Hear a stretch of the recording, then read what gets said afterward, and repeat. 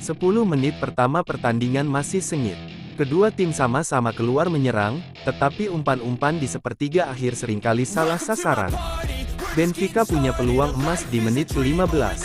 Umpan silang dari Alex Grimaldo salah diantisipasi oleh Federico Di Marco, sehingga bola liar mengarah ke Rafa Silva. Beruntung tendangan keras Silva masih dapat dimentahkan kiper Onana. Serangan Benfica terus berlanjut. Pertahanan Inter yang tidak terorganisasi menghadapi Benfica menciptakan kemelut di depan kotak penalti. Tanpa pikir panjang, Joao Mario mencoba melakukan tendangan di menit ke-19, tetapi masih melenceng dari gawang. Inter kesulitan mencari celah di pertahanan Benfica. Sampai akhir di menit ke-25, Francesco Acerbi mencoba peruntungannya dengan tendangan jarak jauh, tetapi masih sedikit tinggi di atas gawang. Inter kembali punya peluang di menit ke-40 saat Benfica kehilangan bola di lapangan tengah. Di Marco overlap di sisi kiri. Akan tetapi, umpan silang mendatarnya tak menjangkau satupun rekannya yang sudah menunggu di kotak penalti. Hingga babak pertama usai, tidak terlalu banyak peluang emas yang tercipta. Benfica walaupun bisa menciptakan 4 tembakan, hanya mampu mencatatkan 1 tendangan tepat sasaran. Inter sendiri gagal mencatatkan on target dari hanya 2 tembakan. Inter secara mengejutkan unggul lebih dahulu di menit ke-52. Overlap dari bek tengah Alessandro Bastoni diakhiri dengan umpan silang ke tiang jauh.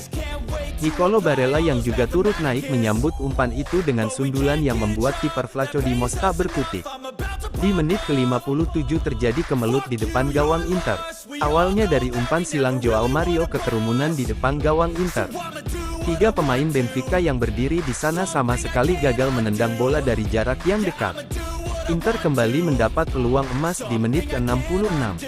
Berawal dari serangan balik yang cepat, Henry Mkhitaryan mendapat umpan terobosan di kotak penalti. Tendangan kaki kirinya dieksekusi dengan baik, tetapi Vlachodimos dengan cepat menutup ruang tembak itu. Peluang emas Benfica kembali hadir di menit ke-73. Grimaldo yang naik dari sisi kiri mendapat bola muntah hasil sapuan yang tidak sempurna saat umpan silang.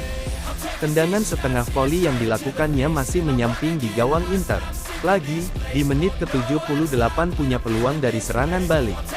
Kali ini Gosens melepas umpan silang ke tiang jauh yang disambar Denzel Dumfries. Tendangan pertamanya diblok Vlachodimos, lalu tendangan keduanya dihentikan pemain belakang. Inter menciptakan gol keduanya dari titik putih di menit ke-82. Wasit Michael Oliver sebelumnya memastikannya lewat VAR bahwa Joao Mario melakukan handball saat menghalangi umpan silang dari Dumfries. Romelu Lukaku yang maju sebagai eksekutor sukses menyerangkan bola. Peluang terakhir Benfica hadir di menit ke-90+4.